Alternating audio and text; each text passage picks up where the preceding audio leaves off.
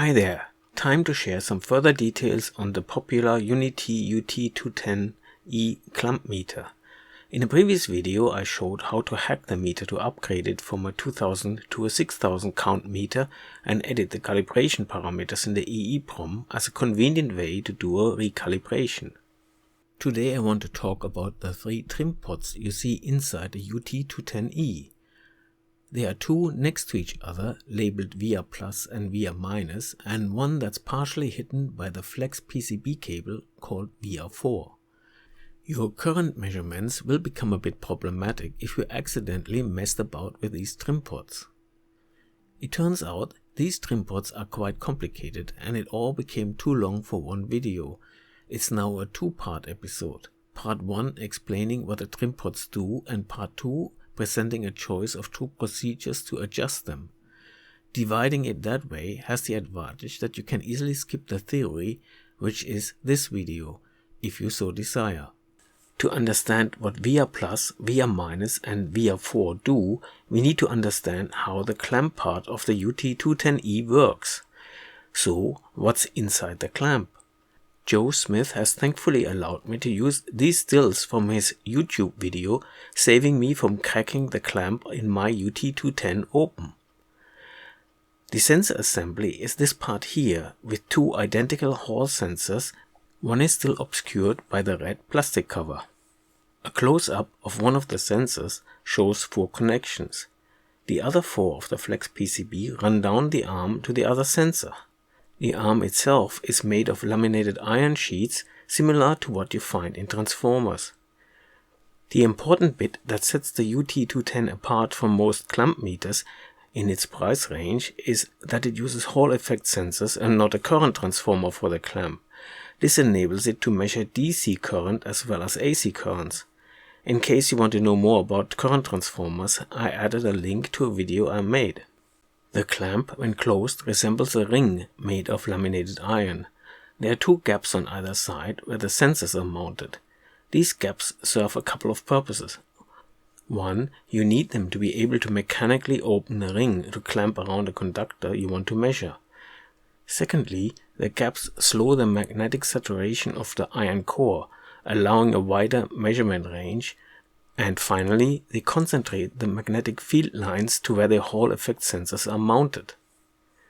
I'm not going to cover the theory and workings of Hall effects here.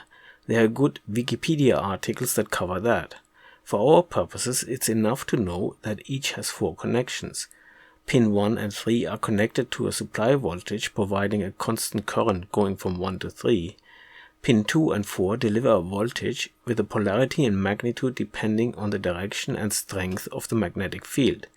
It's important to realize that the sensor only responds to the magnetic field component that is perpendicular to the sensor's plane. So in this case, that would be the circular field captured in the iron ring.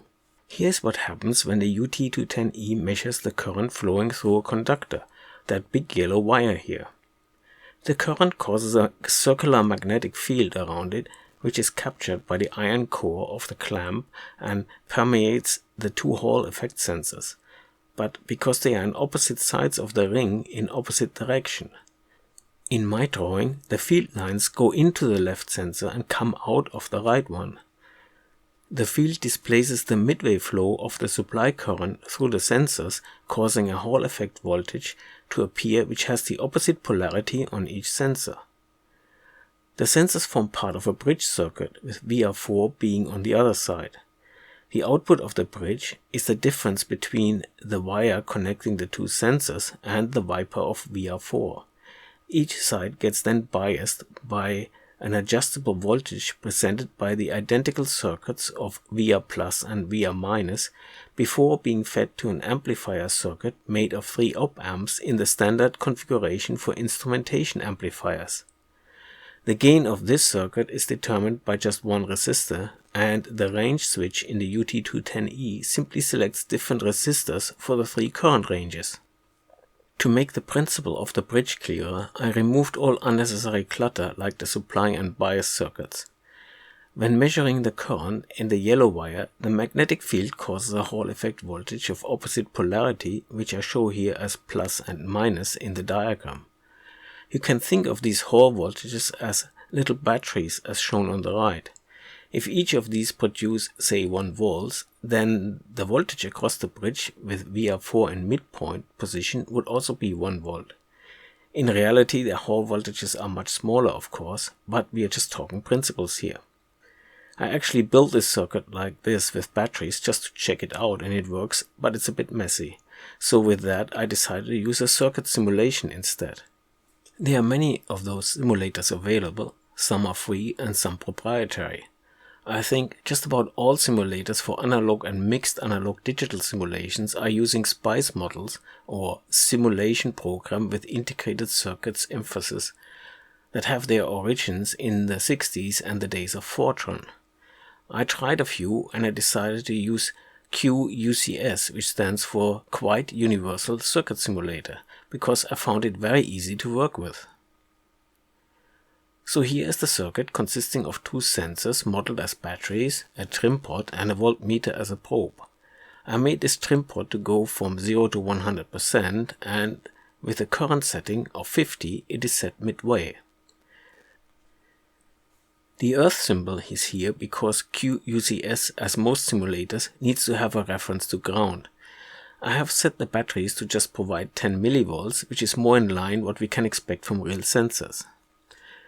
If we run it, we see that PR3 shows indeed 10 millivolt, exciting stuff. Now it's very unlikely that both sensors would deliver exactly the same voltage caused by the measured current. There are many reasons for that. The sensors are mass-produced components that have tolerances and differences in performance like any other electronic component. Further, they may not be mounted exactly in the same plane. One may have a slight tilt, which reduces the strength of the field it sees compared to the other one in the same field. Also, the width of the air gaps in which they are mounted may be slightly different, causing a higher or lower concentration of the field permeating each sensor. So what if the sensor performances are different? Let's change sensor 2 to deliver only 8 millivolts and see what happens. 9 millivolts, so with VR4 in the midpoint position we get the average of both sensors. What effect does changing VR4 have? We could just change the 50% setting to 10, 20 and so on and run a simulation, but that would be rather tedious. Let the computer do the work.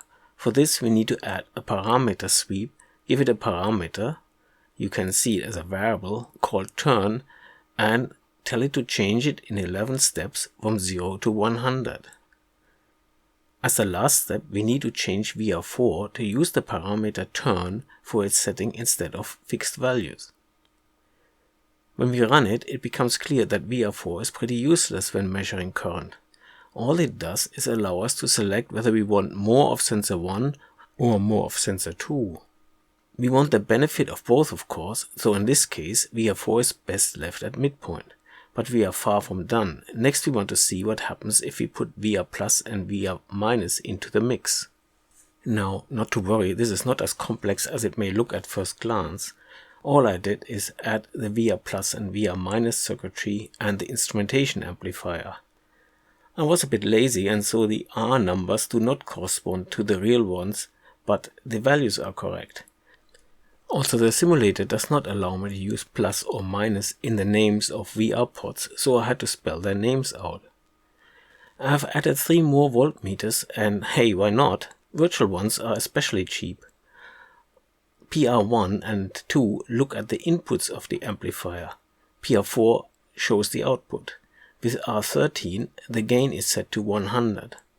Equation 1 is purely for convenience and calculates the difference between the 2 amplifier inputs.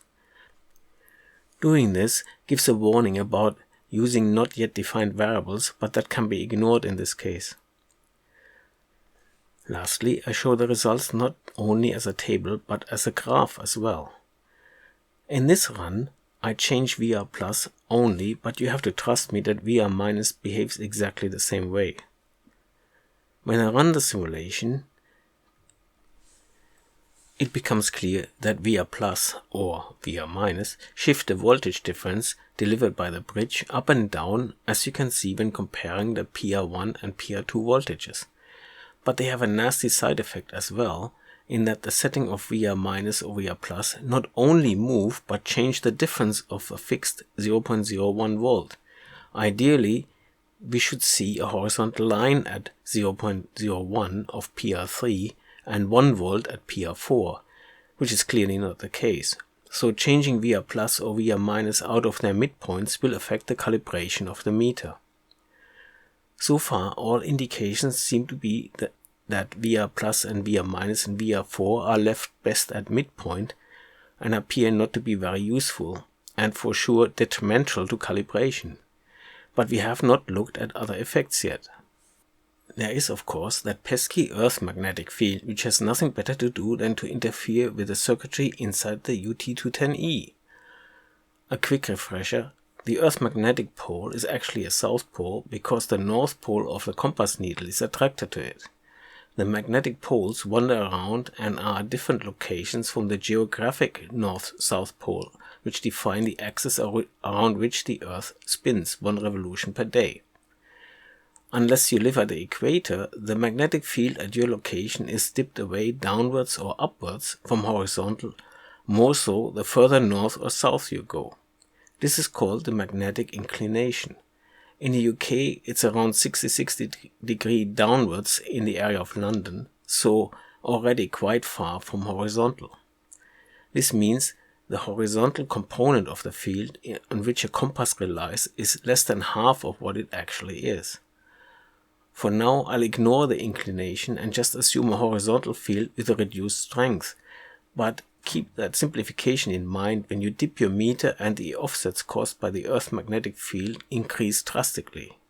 If we just leave our meter horizontally oriented in a north-south direction, the magnetic field lines sort of pass behind and in front of the sensors, but none strike the surface at an angle.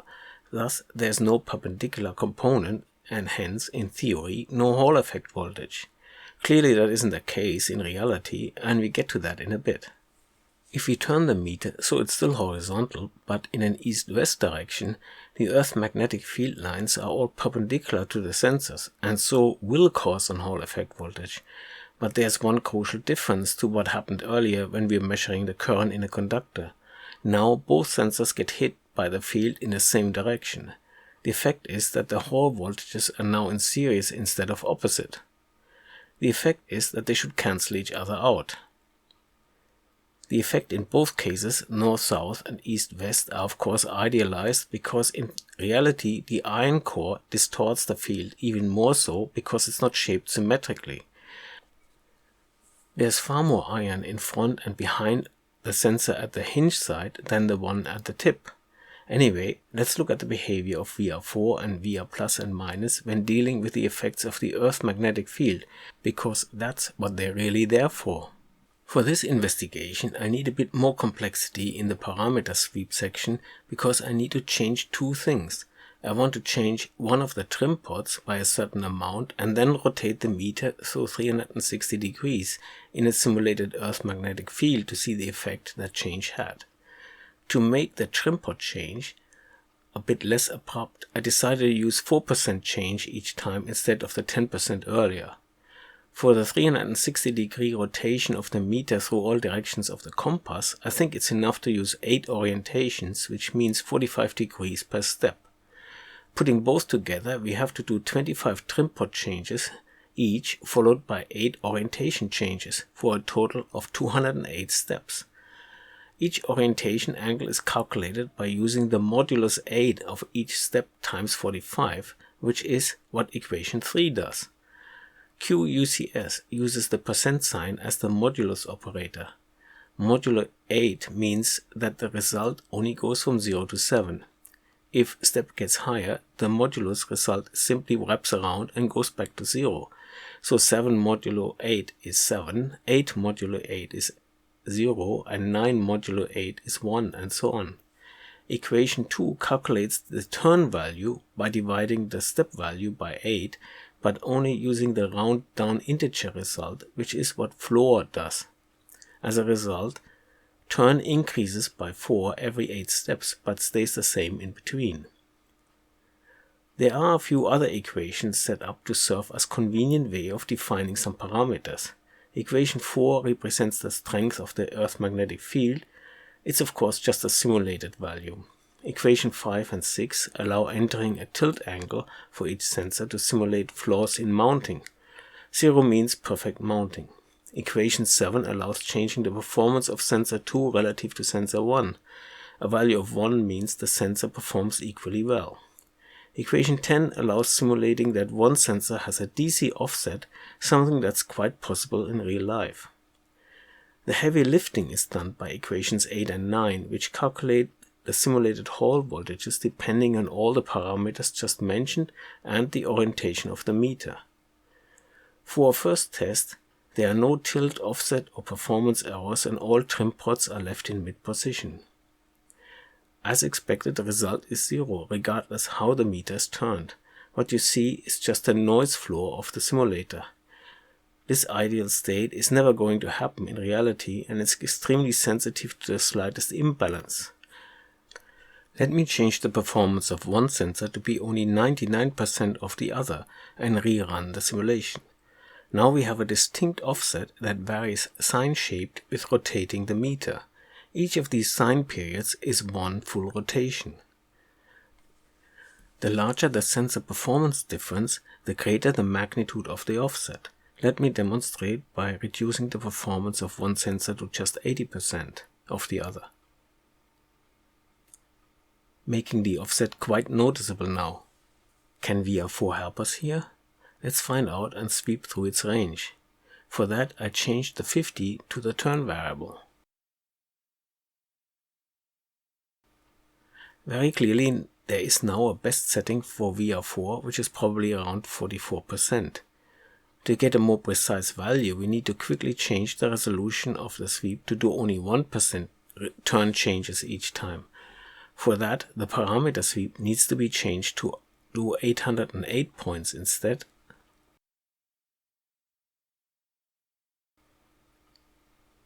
And the number 4 in equation 2 needs to change to 1.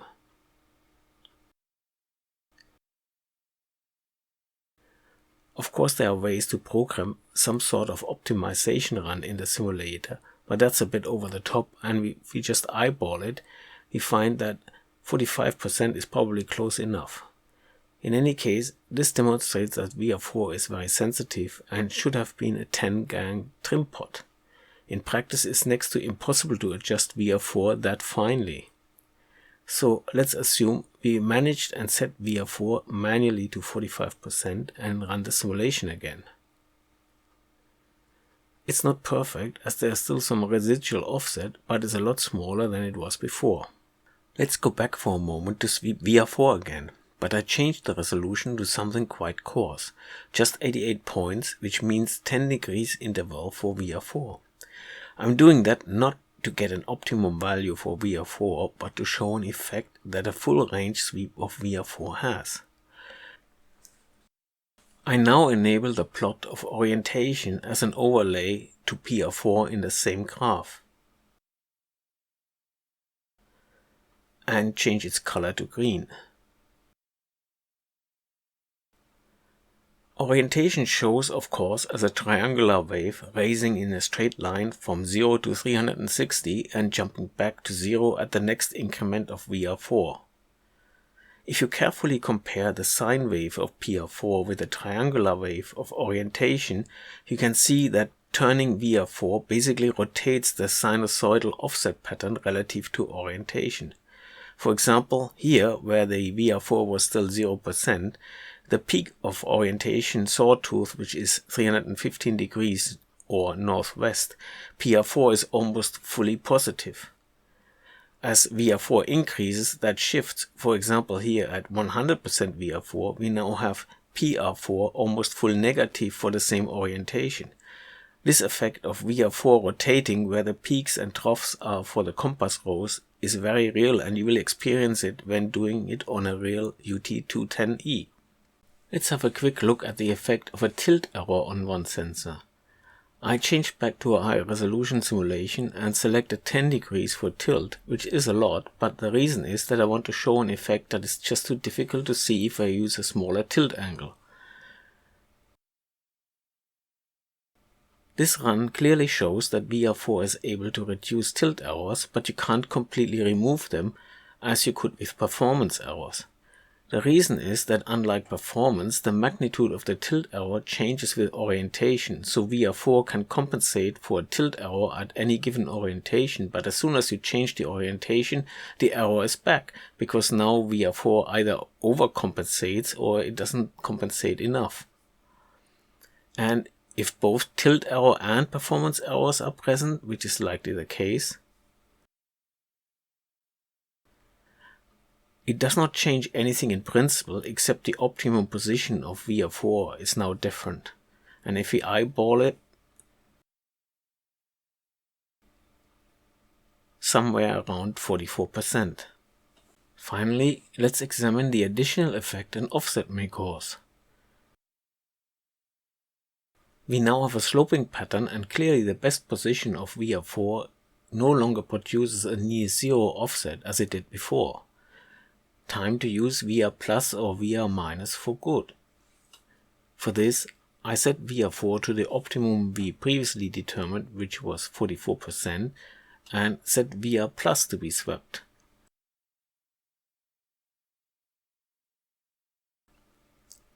As expected, we see the effect of the offset bias produced by VR+. Since a full sweep causes a large change in the output voltage, plus minus 0.2, the graph's auto-scaling shrinks the curves caused by the orientation rotations to small wiggles. If we eyeball the optimum position for VR+, we get something like 52 or 56%. And of course, we could just as well choose to adjust VR minus instead.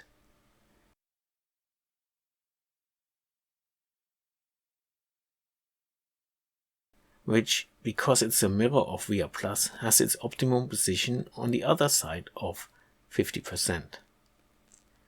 And of course, both VR plus and VR minus could be adjusted together as well, but I did not bother simulating that. So now, with a decent amount of theory under our belts, it's easier to understand why the UM210E shows these offsets in the DC amp range, why you can reduce but not completely eliminate them, and why they keep changing when you change the orientation of the meter. Thanks for enduring a large chunk of theory, and join me again for part 2, when I will present 2 adjustment procedures to reduce the offset. One reasonably quick called the short procedure, which is often good enough, and a long one which can get you an even lower offset for a lot more work.